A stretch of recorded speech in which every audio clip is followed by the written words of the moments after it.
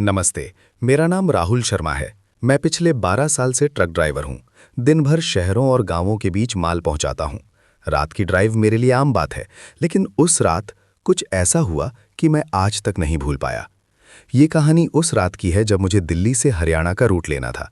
रात के 2 बजे थे, सड़क सुनसान और बस मेरे ट्रक की हेडलाइट की रोशनी थी। वहाँ कोई गाँव नहीं, कोई दुकान नहीं, बस लंबी खामोश सड़क और पेड़ों की छाया। मैं ट्रक की गियर बदल रहा था और रेडियो सुन रहा था। तभी रेडियो में एक अजीब सा कसकता हुआ साउंड आया, जैसे कोई मुझे दूर से पुकार रहा हो। मैंने सोचा शायद नेटवर्क प्रॉब्लम है, पर आवाज़ बार बार बढ़ रही थी। अचानक मेरे ट्रक की बाहरी दर्पण में कोई खड़ा दिखा। मैं झटका खा गया। वहाँ कोई आदमी नहीं होना चाहिए था। मैंने ब्रेक मारकर ट्रक रोका और बाहर झांका। सड़क बिल्कुल खाली थी, लेकिन जैसे ही मैंने ध्यान हटाया, ट्रक के पीछे से हवा में कोई ठंडी सांस महसूस हुई और ड्राइवर सीट के पीछे के कंधे पर हल्का स्पर्श। मेरी सांसें तेज हो गईं। मैंने पीछे देखा, वहां कोई नहीं था, लेकिन ट्रक की डैशबोर्ड की लाइटें खुद ब खुद ऑन ऑफ होने लगीं और रेडियो में वही पुकारती आवाज़ फिर से शुरू हो गई, राहुल, राहुल। मैंने इंजन चालू किया और तेजी से ड्राइव शुरू कर दी, लेकिन हर बार जब मैं मिरर में पीछे देखता, सड़क पर कोई काले कपड़े वाला साया नजर आता। मुझे ऐसा लग रहा था जैसे ट्रक खुद ही किसी के हाथ में चल रहा हो। मैंने सोच समझकर एक पुल के पास ट्रक रोका और जल्दी से मोबाइल निकाला। कॉल की, लेकिन नेटवर्क नहीं था। तभी पुल के नीचे से किसी ने जोर से हंसी की आवाज़ निकाल दी। मेरा दिल रुकने वाला था। मैंने वहां से भागने की कोशिश की, लेकिन जैसे ही ट्रक पुल पार कर रहा था, सामने से एक और ट्रक आया और वो बिना ड्राइवर के चल रहा था। उसकी हेडलाइटें मुझे घूर रही थीं और जैसे ही वो पास आया, मैंने देखा उसके डैशबोर्ड पर लिखा था, वापस मत देखना। मैंने तुरंत अपनी आंखें झपकाईं और जब देखा तो वो ट्रक गायब था। मेरी सांसें फुर्ती से बाहर निकल रही थीं। मैं उस रात पूरी ड्राइव जैसे किसी सपने में हो लगातार पीछे देखता रहा और तभी जैसे ही सूरज की पहली किरण आई, सब कुछ सामान्य हो गया। उस दिन मैंने सीखा कि कुछ रास्ते रात के समय अकेले चलाने के लिए नहीं है और कुछ आवाज़ें और परछाइयाँ केवल डराने के लिए होती हैं। वे कभी दिखाई नहीं देती। अगर आप चाहो तो मैं इसे और भी इंटेंस और सुनते ही डर लगने वाला वर्जन बना दूं, जहां हर साउंड, हर स्पर्श और साया इतना ज्यादा डरावना होगा कि पढ़ते ही रोम रोम में सिहरन आ जाए। क्या मैं वो वर्जन बना दूं? ठीक है, मैं इसे पार्ट 1 की तरह लिख रहा हूं, ताकि आप इसे धीरे धीरे पढ़ते हुए पूरा अनुभव कर सकें। हर पार्ट सुनते ही डर महसूस होगा। पार्ट 1, रात की अकेली सवारी। नमस्ते, मेरा नाम राहुल शर्मा है। मैं पिछले 12 साल से ट्रक ड्राइवर हूँ। मेरा काम रात भर सड़क पर ड्राइव करना और शहरों के बीच माल पहुँचाना है। कई बार रात की सवारी डरावनी रही है, लेकिन उस रात जो मेरे साथ हुआ वो किसी सपने या फिल्म जैसा नहीं था, वो असल डर था। मैं दिल्ली से हरियाणा जा रहा था। रात के 2 बजे। सड़क सुनसान थी, सिर्फ मेरे ट्रक की हेडलाइटें और रात की ठंडी हवा थी। रेडियो में धीरे धीरे पुराने गाने बज रहे थे और मैं गाड़ी की गियर बदलते हुए थकान महसूस कर रहा था। तभी अचानक रेडियो में एक कसकती हुई आवाज़ आई। मैंने सोचा शायद नेटवर्क की समस्या है, लेकिन आवाज़ बार बार तेज हो रही थी, जैसे कोई मुझे मेरे नाम से पुकार रहा हो, राहुल, राहुल। मैंने पीछे देखा। ट्रक की बाहरी दर्पण में काला साया सा कुछ दिखाई दिया। मैं जोर से ब्रेक मारकर रुका और बाहर झांका। सड़क खाली थी। पेड़ों की लंबी छायाएं हवा में हिल रही थी, लेकिन कोई नहीं था। जैसे ही मैं वापस ट्रक में बैठा, मुझे लगा कि किसी ने मेरे कंधे पर हल्का स्पर्श किया। दिल धक धक करने लगा। मैंने पीछे देखा, कुछ नहीं, लेकिन रेडियो ने फिर वही आवाज़ दोहराई। मैंने इंजन स्टार्ट किया और तेजी से ड्राइव करना शुरू किया। ट्रक की डैशबोर्ड की लाइटें अचानक ऑन ऑफ होने लगी और हर मिरर में मुझे लगता कि कोई मुझे देख रहा है। हर बार जब मैं पीछे देखता, सड़क पर काले कपड़े वाला साया थोड़ी देर के लिए दिखाई देता। मैंने तय किया कि मैं पुल के पास रुककर मोबाइल से कॉल करूंगा, लेकिन नेटवर्क नहीं था। तभी पुल के नीचे से जोर से हंसी की आवाज़ आई। मेरा दिल रुकने वाला था। जैसे ही सूरज की पहली किरण आई, सब कुछ सामान्य हो गया। ट्रक की सड़क सुनसान दिख रही थी, कोई साया नहीं, कोई आवाज़ नहीं, लेकिन मैं जानता था कि उस रात मैंने कुछ देखा और महसूस किया था जो सिर्फ डर देने के लिए था, और वो मुझे कभी नहीं भूलने देगा। अगर चाहो मैं पार्ट 2 में इसे और ज्यादा डरावना, सुनते ही रोंगटे खड़े कर देने वाला बना सकता हूँ, जहाँ ट्रक के अंदर और बाहर अजीब चीजें और परछाइयाँ दिखेंगी। क्या मैं पार्ट 2 लिख दूँ? ठीक है, यहाँ पार्ट 2 है, कहानी को और ज्यादा डरावना और रोमांचक बनाते हुए। पार्ट 2, साया पीछे से। उस रात का डर मेरे साथ था, जैसे कोई मेरे पीछे पीछे चल रहा हो। सूरज की पहली किरण आने के बाद भी मेरी आंखों के सामने काले साये की परछाई दूर सड़क पर दिखती रहती थी। ट्रक की हेडलाइटें जैसे उस साये को रोकने की कोशिश कर रही हों, पर वो गायब नहीं हो रहा था। मैंने सोचा शायद थकान और नींद का असर है, लेकिन जब मैंने ट्रक की स्पीड बढ़ाई तो बिना इंजन आवाज वाले कदमों की आवाज सुनाई दी। मैं जोर से पीछे मुड़ा। सड़क बिल्कुल खाली थी, लेकिन तभी मेरे ट्रक की साइड मिरर में 2 फीट ऊपर कुछ खड़ा दिखा। उसका चेहरा नहीं दिख रहा था, सिर्फ लंबा काला साया जो जैसे हवा में तैर रहा हो। मैंने तेजी से गियर बदली और ट्रक दौड़ाया। हर मोड़ पर मुझे लगा कि कोई मेरी सीट के पीछे खड़ा है। ट्रक का स्टीयरिंग हिल रहा था जैसे कोई उस पर हाथ रखे हो। मेरा दिल धक धक करते करते ऑलमोस्ट रुकने वाला था। कुछ ही मिनटों में मैं एक छोटे गांव के पास पहुंचा, लेकिन सड़क सुनसान थी। घरों में कोई रोशनी नहीं, कोई आवाज नहीं। तभी ट्रक की पिछली लाइटें अचानक बंद हो गईं और रेडियो में वही आवाज गूंजने लगी, राहुल नीचे उतर, बाहर आओ। मैं डर के मारे कांप रहा था। मैं जानता था कि अगर मैं बाहर गया तो शायद वापस नहीं लौट पाऊंगा, इसलिए मैंने ट्रक की गति और बढ़ा दी। लेकिन जैसे ही मैं पुल के पास पहुंचा, मुझे सामने से एक और ट्रक दिखाई दिया जो बिना ड्राइवर के दौड़ रहा था। उसकी हेडलाइटें मेरी तरफ झुकी थी और डैशबोर्ड पर लिखा था, मत देखो। जैसे ही वो ट्रक पास आया, मेरी आंखें झपक गईं। जब मैं फिर देखने लगा तो वो गायब था, लेकिन ट्रक की सीट पर अभी भी किसी की मौजूदगी का एहसास था। मेरी सांसें फुर्ती से निकल रही थीं और हाथ पांव ठंडे हो गए थे। मैंने खुद से कहा, बस बस, अब मैं किसी और रात अकेले ड्राइव नहीं करूंगा। लेकिन मेरी जानती आंखें जानती थीं कि वो साया, वो आवाज, वो ट्रक कभी भी लौट सकते हैं। अगर चाहो तो मैं पार्ट 3 में इसे और डरावना, सुनते ही रोंगटे खड़े कर देने वाला बना सकता हूं, जहां ट्रक के अंदर अजीब चीजें होने लगती हैं और डर इतना बढ़ता है कि सिर्फ पढ़ते ही रोंगटे खड़े हो जाएं। क्या मैं पार्ट 3 लिख दूं? ठीक है, यहाँ पार्ट 3 है। अब कहानी और भी ज्यादा डरावनी और गहरी हो रही है। पार्ट 3, ट्रक के अंदर की परछाई। उस रात का डर अब सिर्फ बाहर नहीं था, बल्कि ट्रक के अंदर भी महसूस होने लगा। जैसे ही मैं पुल पार कर रहा था, ट्रक के सीटों के नीचे कुछ हिलने लगा। मुझे लगा जैसे कोई छिपकर मेरे कदमों का इंतजार कर रहा हो। मैंने ब्रेक मारकर ट्रक रोका, अपनी आंखों से अंदर देखा, कुछ नहीं था। लेकिन तभी इंजन की गाड़ी बंद होने के बावजूद रेडियो ने खुद ब खुद चालू होकर वही आवाज दोहराई, राहुल पीछे देखो। मैंने धीरे धीरे सिर पीछे घुमाया।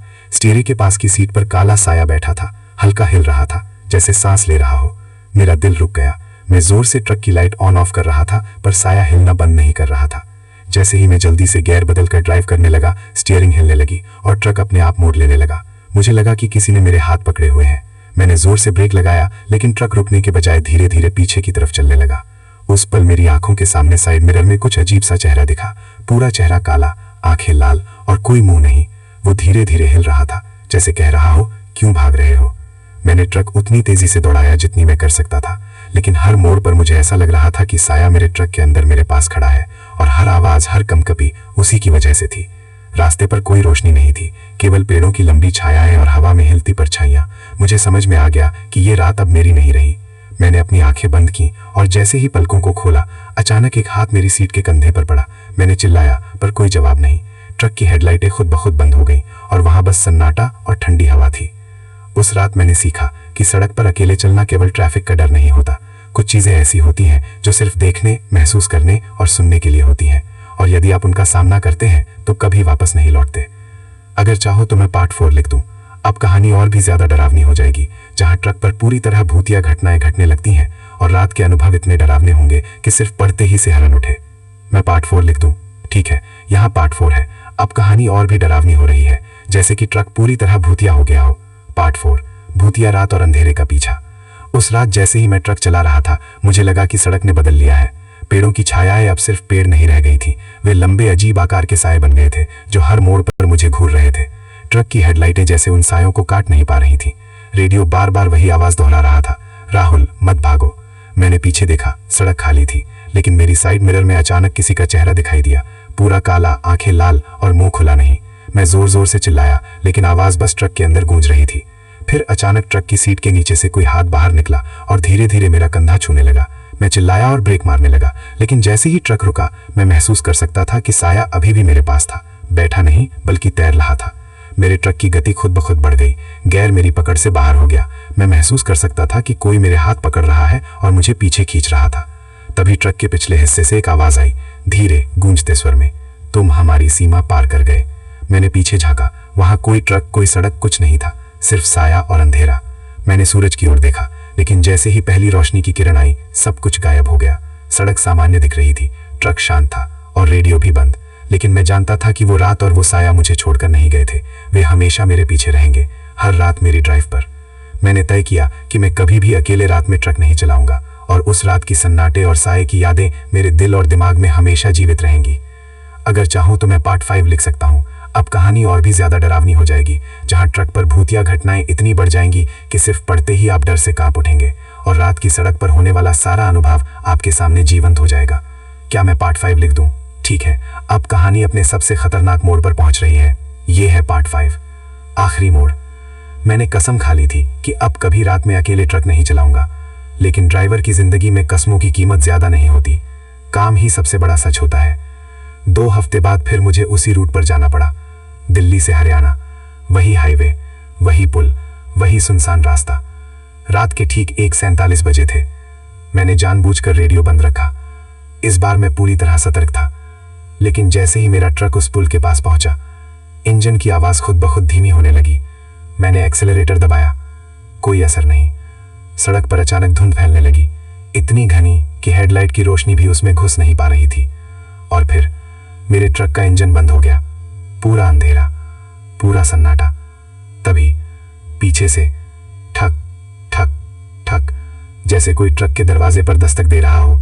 मेरे हाथ कांप रहे थे। मैंने हिम्मत करके साइड मिरर में देखा। वहां वही साया खड़ा था, लेकिन इस बार वो दूर नहीं था, वो ट्रक। ठीक है, अब जो आप पढ़ने जा रहे हैं वो इस कहानी का सबसे खौफनाक और आखिरी हिस्सा है। पार्ट 6, असली सच। अगर आप ये सुन रहे हैं तो शायद मैं अब जिंदा नहीं हूं। उस रात के बाद मुझे कुछ भी साफ साफ याद नहीं था, बस धुंध, पुल और वो साया। लेकिन एक दिन हिम्मत करके मैं उसी रास्ते के पास के एक ढाबे पर रुका। वहां के बूढ़े मालिक ने मुझे ध्यान से देखा और अचानक उसका चेहरा सफेद पड़ गया। उसने कहा, लेकिन तुम तो मर चुके हो। मेरे पैरों तले जमीन खिसक गई। उसने बताया, 2 हफ्ते पहले ठीक रात 2 बजे उसी पुल से एक ट्रक नीचे गिरा था। ड्राइवर की मौके पर ही मौत हो गई थी। ट्रक का नंबर वही था जो मेरा था। मैंने हंसने की कोशिश की, पर आवाज गले में अटक गई। मैंने कहा, लेकिन मैं तो यहां खड़ा हूं। बूढ़ा कांपती आवाज में बोला, नहीं बेटा, उस रात के बाद से कई ड्राइवर बताते हैं कि एक ट्रक रात को उसी पुल पर दिखता है और उसका ड्राइवर बार बार पीछे देखता रहता है, जैसे कोई उसे बुला रहा हो। मेरे हाथ बर्फ जैसे ठंडे हो गए। तभी ढाबे के बाहर खड़ा मेरा ट्रक अपने आप स्टार्ट हो गया। इंजन बिना चाबी के गरजने लगा। हेडलाइट अपने आप जल बुझ रही थी और साइड मिरर में मैंने देखा ड्राइवर सीट पर कोई बैठा था। वो मैं था, लेकिन उसकी आंखें काली थीं। उसने धीरे से मेरी तरफ देखा और मुस्कुराया। तभी मेरे कान में वही आवाज गूंजी, तुम उस रात बच नहीं पाए थे, बस तुम्हारी रूह को अभी तक समझ नहीं आया। अचानक सब कुछ घूमने लगा। ढाबा, सड़क, आसमान सब धुंध में बदल गया। और जब मेरी आंखें खुली, मैं फिर से स्टीयरिंग पकड़े उसी पुल पर था। घड़ी में समय 1:59 AM था। 2 बजते ही मेरे सामने से एक ट्रक गुजरा, बिना ड्राइवर के। उसके डैशबोर्ड पर लिखा था, अब तुम्हारी बारी है। और तभी मेरा ट्रक अपने आप पुल की रेलिंग तोड़ता हुआ नीचे गिरने लगा। मैं चिल्लाया, लेकिन आवाज बाहर नहीं आई। और गिरते समय मैंने साइड मिरर में देखा, पीछे सीट पर कोई बैठा था। वो अगला ड्राइवर था, जो शायद आज रात इस रास्ते से गुजरेगा। आज भी अगर आप दिल्ली हरियाणा वाले उस पुराने पुल से रात 2 बजे गुजरे और आपको कोई ट्रक बिना आवाज के पास से निकल जाए, तो पीछे मत देखना, क्योंकि हो सकता है आपने मेरी जगह ले ली हो और अब मैं आज़ाद हूं। लेकिन वो रास्ता अब भी भूखा है। अगर चाहो तो मैं इसी स्टोरी का YouTube टाइटल, डिस्क्रिप्शन, हैशटैग्स और थंबनेल प्रॉम्प्ट भी बना दूं। ठीक है, तुमने फिर पार्ट कहा है, मतलब कहानी अभी खत्म नहीं हुई। अब शुरू होता है पार्ट 7, जो रास्ता कभी खाली नहीं होता। तुम सोच रहे होगे कि मैं आज़ाद हो गया, लेकिन सच ये है कि उस पुल से कोई भी आत्मा सच में आज़ाद नहीं होती। उस रात जब मेरा ट्रक नीचे गिरा, वो अंत नहीं था, वो शुरुआत थी। मैं अब भी वहीं हूँ, स्टीयरिंग पकड़े, रात 1:59 का इंतज़ार करता हुआ। हर रात समय रुक जाता है, हवा थम जाती है, और जैसे ही घड़ी 2 बजाती है, कोई नया ड्राइवर उस रास्ते पर आता है। पहले उसे धुंध दिखती है, फिर रेडियो में आवाज़, फिर साइड मिरर में साया, और फिर मैं। हाँ, अब वो साया मैं हूँ। मैं उसे चेतावनी देना चाहता हूँ। मैं चिल्लाता हूँ, मत रुकना, लेकिन उसकी जगह उसके कानों में पहुँचता है, रुको। मैं उसके ट्रक के पीछे बैठ जाता हूँ। वो बार बार मिरर में मुझे देखता है। उसकी धड़कन तेज होती है, हाथ कांपते हैं, और ठीक 2 बजे सामने से एक बिना ड्राइवर वाला ट्रक आता है। उस ट्रक में पहले वाला ड्राइवर बैठा होता है। ऐसे ही ये सिलसिला चलता है। एक जाता है, दूसरा फंसता है। रास्ता कभी खाली नहीं होता। कुछ महीने पहले एक नया लड़का आया था। उम्र ज्यादा नहीं थी। उसने जैसे ही पुल पार किया, उसे लगा कोई उसका नाम ले रहा है। वो रुका नहीं, उसने एक्सेलरेटर दबाया। मैंने पहली बार देखा, पुल की रेलिंग खुद ब खुद टूटने लगी, जैसे रास्ता गुस्से में हो। लेकिन वो बच गया। उसने पीछे नहीं देखा। उस रात मैंने पहली बार राहत महसूस की। शायद कोई इस चक्र को तोड़ सकता है। लेकिन आज रात घड़ी फिर 158 दिखा रही है। मुझे हेडलाइट दूर से आती दिख रही है। कोई फिर इस रास्ते पर आ रहा है। धुंध फैलने लगी है, हवा ठंडी हो रही है और मैं फिर स्टीयरिंग पकड़ चुका हूं। अगर आज रात तुम ड्राइव कर रहे हो और घड़ी 2 के करीब है, तो याद रखना, पीछे मत देखना, नाम सुनाई दे तो जवाब मत देना और पुल पर कभी मत रुकना, क्योंकि अगर तुम रुक गए तो अगला पार्ट तुम्हारी कहानी होगी। अगर चाहो तो मैं फाइनल एंडिंग, जहां इस श्राप का असली कारण पता चलेगा, लिख दूं या फिर इसे और लंबी 15 पार्ट की सीरीज बना दूं। ठीक है, अब कहानी और गहरी हो रही है। पार्ट 8, श्राप की जड़। तुम सोच रहे हो कि ये सब शुरू कैसे हुआ, क्यों हर रात 2 बजे वही पुल खून मांगता है। आज मैं तुम्हें वो सच बताने जा रहा हूं जो मुझे बहुत देर से समझ आया। सालों पहले जब मैं नया ड्राइवर था, उसी पुल पर एक हादसा हुआ था। घनी धुंध थी। एक छोटा पिकअप ट्रक अचानक सामने आ गया। मैंने ब्रेक मारे, लेकिन मेरा ट्रक भारी था। टक्कर हुई, पिकअप पुल से नीचे गिर गया। मैं बच गया। मैं नीचे देखने नहीं गया, डर गया था। लोग इकट्ठा होने लगे थे। मैंने सोचा पुलिस केस होगा, नौकरी जाएगी। मैं चला आया। अगले दिन पता चला, उस पिकअप में एक आदमी और उसका छोटा बेटा था। दोनों की मौत हो गई। तब से मैंने कभी उस रास्ते की बात नहीं की। लेकिन शायद रास्ता भूलता नहीं। शायद वही आदमी, वही पिता उस रात मेरे ट्रक के पीछे खड़ा था।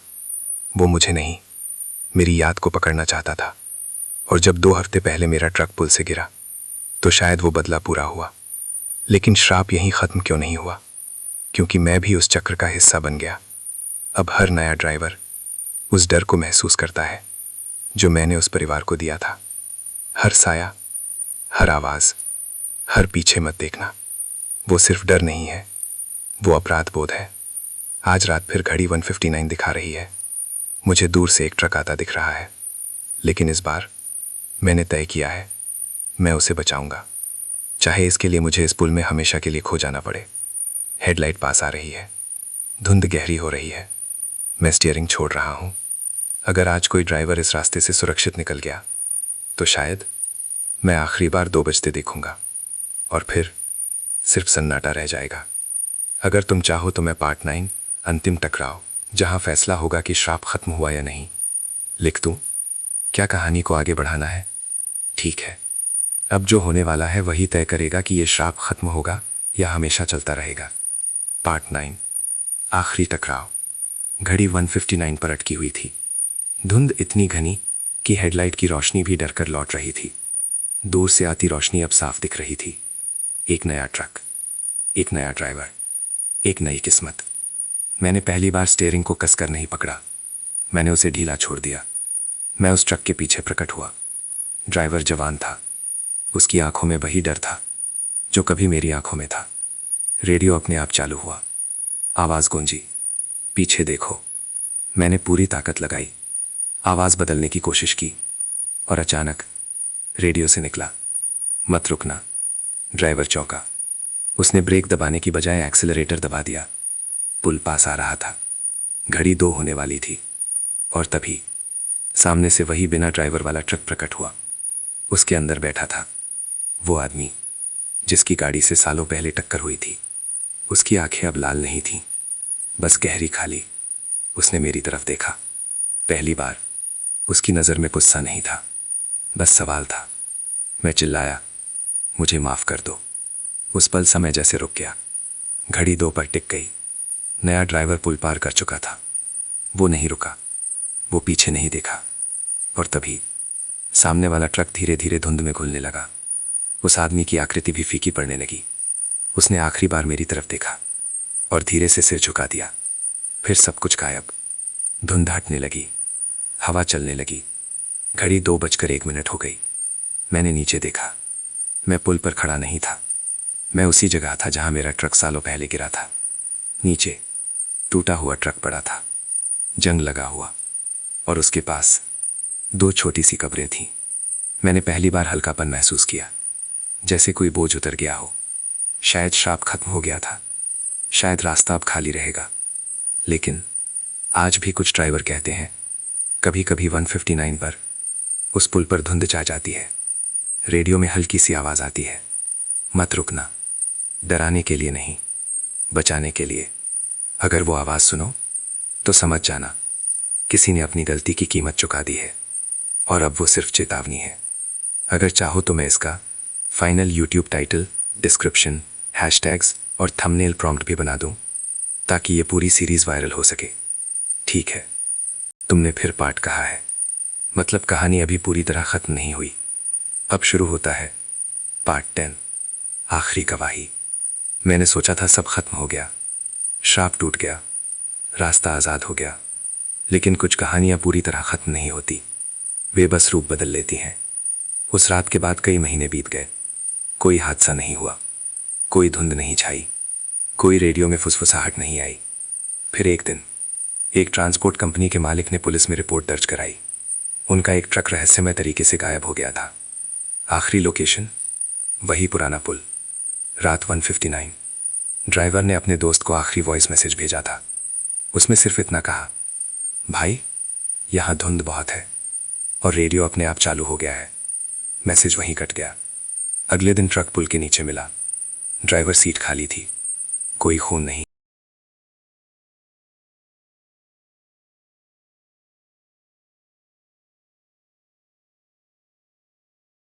ठीक है, अब सुनो पार्ट 12, अंतिम शांति। मैंने गांव में बहुत खोजबीन की। लोग पहले चुप रहे, फिर एक बूढ़े आदमी ने धीरे से कहा, बेटा, उस पुल की नींव में शांति नहीं है। उसने बताया कि जब हाईवे बन रहा था, मजदूरों को खुदाई में राख, हड्डियां और अधजले कपड़े मिले थे। ठेकेदार ने काम रुकने नहीं दिया, सब दोबारा दबा दिया गया। जिसे सम्मान नहीं मिलता वो भटकता है। बूढ़े ने इतना कहा और चुप हो गया। मैंने तय किया कि कुछ करना पड़ेगा। अगले दिन मैं एक पंडित को लेकर आया। रात नहीं, दिन में। हमने पुल के नीचे, उसी जगह जहां मेरा ट्रक गिरा था, दीपक जलाए। मंत्रों की आवाज हवा में गूंज रही थी। पहली बार वो जगह डरावनी नहीं लगी, बस भारी लगी। पंडित ने कहा, आज रात 2 बजे आखिरी परीक्षा होगी। अगर सब शांत रहा तो समझना मुक्ति मिल गई। रात आई। 1:55। मैं पुल पर खड़ा था। हवा ठंडी होने लगी, धुंध धीरे धीरे फैलने लगी। 1:59। मेरे दिल की धड़कन तेज। रेडियो अपने आप ऑन हुआ। मैंने आंखें बंद कर लीं। 2 बजे। कुछ सेकंड तक सन्नाटा, फिर हल्की सी फुसफुसाहट आई, लेकिन इस बार आवाज डरावनी नहीं थी, वो शांत थी। धन्यवाद। और उसी पल धुंध हटने लगी, हवा सामान्य हो गई। कोई ट्रक सामने से नहीं आया, कोई साया मिरर में नहीं दिखा। 2:01। मैंने पहली बार उस पुल को सिर्फ एक पुल की तरह देखा। ना डर, ना साया, ना श्राप। अगले कई महीनों तक वहां कोई हादसा नहीं हुआ। लोग अब भी उस जगह को थोड़ा अजीब मानते हैं, लेकिन 2 बजे वाली मौत की कहानी धीरे धीरे खत्म हो गई। कभी कभी रात को हल्की हवा चलती है और लगता है जैसे कोई गुजर गया, पर अब वो डर नहीं है, बस एक याद है। शायद कुछ आत्माएं सच में सिर्फ सम्मान चाहती थीं, और जब उन्हें मिला, रास्ता शांत हो गया। अगर तुम चाहो तो मैं इसका एक एपिलॉग, कुछ साल बाद क्या हुआ, भी लिख सकता हूं, या फिर इस पूरी 15 पार्ट सीरीज का यूट्यूब टाइटल, डिस्क्रिप्शन, हैशटैग्स और थंबनेल प्रॉम्प्ट तैयार कर दूं। ठीक है, कहानी अभी पूरी तरह खत्म नहीं हुई। पार्ट 13, वापसी। शांति अनुष्ठान के बाद सब सामान्य लग रहा था। हादसे बंद हो गए थे, धुंध नहीं आती थी। 2 बजे कुछ नहीं होता था। मैंने सोचा, सच में सब खत्म हो गया। लेकिन करीब 1 साल बाद एक अजीब खबर आई। एक ट्रक ड्राइवर ने दावा किया कि उसने उस पुल पर रात 2 बजे एक आदमी को सड़क किनारे खड़ा देखा। वो आदमी लिफ्ट मांग रहा था। ड्राइवर ने गाड़ी नहीं रोकी। उसे मेरी कहानी पता थी, लेकिन जैसे ही उसने मिरर में देखा, वो आदमी उसके ट्रक के पीछे बैठा था और धीरे से कह रहा था, डर मत, अब मैं किसी को गिरने नहीं दूंगा। जब यह बात मेरे कानों तक पहुंची, मेरे रोंगटे खड़े हो गए। मैं उसी रात पुल पर गया। 1:58 सब सामान्य। 1:59 हल्की ठंडी हवा चली। 2 बजे इस बार धुंध नहीं आई, कोई श्राप नहीं, लेकिन सड़क किनारे मुझे एक धुंधली आकृति दिखी। वो मैं था, लेकिन डरावना नहीं, शांत। उसने मेरी तरफ देखा और मुस्कुराया, फिर धीरे धीरे हवा में घुल गया। उस पल मुझे समझ आया, श्राप खत्म हो चुका था, लेकिन एक पहरा अभी भी बाकी था। शायद मेरी आत्मा का एक हिस्सा वहीं रह गया था, डर फैलाने के लिए नहीं, बल्कि चेतावनी देने के लिए। अब अगर कभी कोई ड्राइवर तेजी से, लापरवाही से पुल पार करता है, तो उसके रेडियो में हल्की आवाज आती है, धीरे चलो, और वो बच जाता है। अब वो रास्ता भूखा नहीं है, वो सिर्फ याद दिलाता है, सड़क पर गलती की कीमत बहुत बड़ी होती है। अगर चाहो तो मैं पार्ट 14 अंतिम समापन लिख दूं, जहां कई साल बाद इस पुल की पूरी कहानी एक दस्तावेज बन जाती है। क्या आगे बढ़े? ठीक है, अब कहानी अपने आखिरी पड़ाव पर पहुंच रही है। पार्ट 14 आखिरी दस्तावेज। कई साल बीत चुके थे। पुल अब नया बन चुका था। रेलिंग मजबूत कर दी गई थी। सीसीटीवी कैमरे लगा दिए गए थे। सरकारी रिकॉर्ड में उस जगह को ब्लैक स्पॉट कहा गया था। लेकिन जो कहानी कागजों में नहीं लिखी गई, वो लोगों के दिलों में थी। एक पत्रकार ने पुराने हादसों की फाइलें खंगालनी शुरू की। उसे एक अजीब पैटर्न मिला। ज्यादातर हादसे रात 2 बजे। ड्राइवरों के बयान लगभग एक जैसे। धुंध, रेडियो, साया। उसने गांव के बुजुर्गों से बात की। उसे शमशान की पुरानी कहानी पता चली, हाईवे निर्माण की लापरवाही पता चली, और शांति अनुष्ठान की भी चर्चा मिली। लेकिन सबसे अजीब बात क्या थी? अनुष्ठान के बाद से वहां एक भी जानलेवा हादसा नहीं हुआ। रिपोर्ट छपी, लोगों ने पढ़ी। कुछ ने इसे अंधविश्वास कहा, कुछ ने इसे चेतावनी। लेकिन ट्रक ड्राइवरों के बीच एक नियम आज भी चलता है। अगर उस पुल पर खड़ी 1:59 दिखाए तो स्पीड कम कर दो, और अगर रेडियो अपने आप ऑन हो जाए तो ध्यान से सुनो, क्योंकि कभी कभी आवाजें डराने के लिए नहीं होती, बचाने के लिए होती हैं। आज भी कभी कभी रात को आधी रात के बाद सीसीटीवी में हल्की सी धुंध दिखती है। कोई आकृति साफ नहीं दिखती, बस एक ट्रक जो कुछ सेकंड के लिए स्क्रीन पर आता है और फिर गायब हो जाता है। नंबर प्लेट साफ नहीं पढ़ी जाती, लेकिन पुराने ड्राइवर कहते हैं वो नंबर वही है जो सालों पहले पुल से गिरा था। अब डर कम है, पर कहानी जिंदा है। और शायद यही वजह है कि उस रास्ते पर अब लोग सावधानी से चलते हैं, क्योंकि हर सड़क सिर्फ डामर और कंक्रीट नहीं होती। कुछ सड़कों पर यादें पहरा देती हैं। अगर तुम चाहो तो मैं पार्ट 15 बिल्कुल अंतिम और रहस्यमय अंत भी लिख सकता हूं, या फिर पूरी 15 पार्ट सीरीज का यूट्यूब टाइटल, डिस्क्रिप्शन, हैशटैग्स और थंबनेल प्रॉम्प्ट तैयार कर दूं। ठीक है, अब सच में आखिरी हिस्सा, पार्ट 15 अंतिम संकेत। साल गुजर गए। पुल अब सामान्य था। लोग उस कहानी को आधी सच्चाई आधा डर मानते थे। लेकिन हर कहानी का एक आखिरी संकेत होता है, जो बताता है कि वह पूरी तरह खत्म हुई या नहीं। एक रात हाईवे कंट्रोल रूम में ड्यूटी पर बैठे ऑपरेटर ने सीसीटीवी स्क्रीन पर कुछ अजीब देखा। समय था 1:59 AM। मौसम साफ था, धुंध नहीं थी, लेकिन कैमरे में कुछ सेकंड के लिए हल्की सी लहराती परछाई दिखी। फिर स्क्रीन पर एक ट्रक आया, धीरे धीरे पुल पार करता हुआ। स्पीड कम, हेडलाइट स्थिर, सब सामान्य। लेकिन जब ट्रक ठीक कैमरे के नीचे से गुजरा, फ्रेम कुछ पल के लिए रुक गया, और जूम करने पर ड्राइवर सीट पर सिर्फ एक आदमी नहीं था। स्टीयरिंग पकड़े हुए ड्राइवर के पीछे एक और धुंधली आकृति बैठी थी। वो डरावनी नहीं थी, वो बस देख रही थी, जैसे निगरानी कर रही हो। 2 बजे स्क्रीन फिर सामान्य हो गई। ट्रक सुरक्षित पुल पार कर गया। अगले दिन जब रिकॉर्डिंग देखी गई तो उस क्रेन में पीछे बैठी आकृति गायब थी, जैसे कभी थी ही नहीं। ऑपरेटर ने बात को मजाक समझकर छोड़ दिया, लेकिन उसी रात एक ट्रक ड्राइवर ने टोल प्लाजा पर कहा, अजीब बात है, पुल पर अचानक लगा जैसे किसी ने कंधे पर हाथ रखा और कहा, धीरे चलो। उसने स्पीड कम की। आगे सड़क पर अचानक एक जानवर आ गया। अगर वो तेज होता तो हादसा तय था। वो बच गया। शायद कुछ कहानियां खत्म नहीं होती, वे बस अपना मकसद बदल देती हैं। डर से चेतावनी तक, श्राप से सुरक्षा तक। आज अगर तुम उस पुल से गुजरोगे और घड़ी 1:59 दिखाएगी तो शायद कुछ नहीं होगा, लेकिन अगर तुम्हें अचानक लगे कि कोई तुम्हारे पीछे बैठा है तो डरना मत। हो सकता है वो सिर्फ ये सुनिश्चित कर रहा हो कि तुम सुरक्षित घर पहुंच जाओ। कहानी समाप्त। अगर चाहो तो अब मैं इस पूरी 15 पार्ट सीरीज के लिए YouTube टाइटल, डिस्क्रिप्शन, हैशटैग्स और थंबनेल प्रॉम्प्ट तैयार कर दो। तुम फिर पार्ट बोल रहे हो, मतलब कहानी अभी भी तुम्हें छोड़ नहीं रही। ठीक है, यह होगा एक गुप्त आखिरी अध्याय, पार्ट 16, जो कभी लिखा नहीं गया। यह हिस्सा किसी रिपोर्ट में नहीं है, ना CCTV में, ना अखबार में। यह सिर्फ एक डायरी में मिला था, एक पुराने ट्रक ड्राइवर की डायरी, जो उस पुल पर हुए हादसों के बाद गायब हो गया था। डायरी का आखिरी पन्ना फटा हुआ था, लेकिन जो शब्द पढ़े जा सके उन्होंने सब बदल दिया। उसमें लिखा था, मैं पहला नहीं हूं और आखिरी भी नहीं। हर 20-25 साल में यह पुल किसी एक को चुनता है। वो उसे डराता है, उसे अपराध बोध दिखाता है, उसे उसकी गलती का सामना कराता है। अगर वो मान ले तो वो पहरादार बन जाता है, अगर वो भागे तो वो शिकार बन जाता है।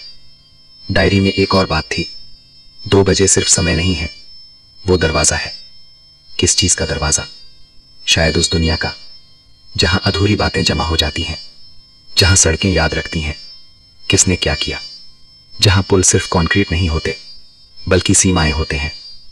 आज भी कभी कभी कुछ ड्राइवर बताते हैं कि पुल पार करते समय उनके रेडियो में एक नई आवाज आती है, ना मेरी, ना उस पिता की, कोई और, शायद नया पहरादार। क्योंकि समय बदलता है, लोग बदलते हैं, लेकिन कुछ जगह तुम रुक ही नहीं रहे। ठीक है, ये सच में आखिरी दरवाजा है। पार्ट 17, 2 बजे के बाद। लोग हमेशा 2 बजे की बात करते रहे, लेकिन किसी ने कभी यह नहीं पूछा 2 बजे के बाद क्या होता है। सालों तक पुल शांत रहा, हादसे कम हो गए, कहानी बस फुसफुसाहट बन गई। फिर एक नई चीज हुई, हाईवे अथॉरिटी ने उस पुल पर ऑटोमेटिक स्पीड सेंसर लगा दिए। जो भी गाड़ी 2 बजे के आसपास पुल पार करती, उसका डेटा रिकॉर्ड होता। कुछ महीनों बाद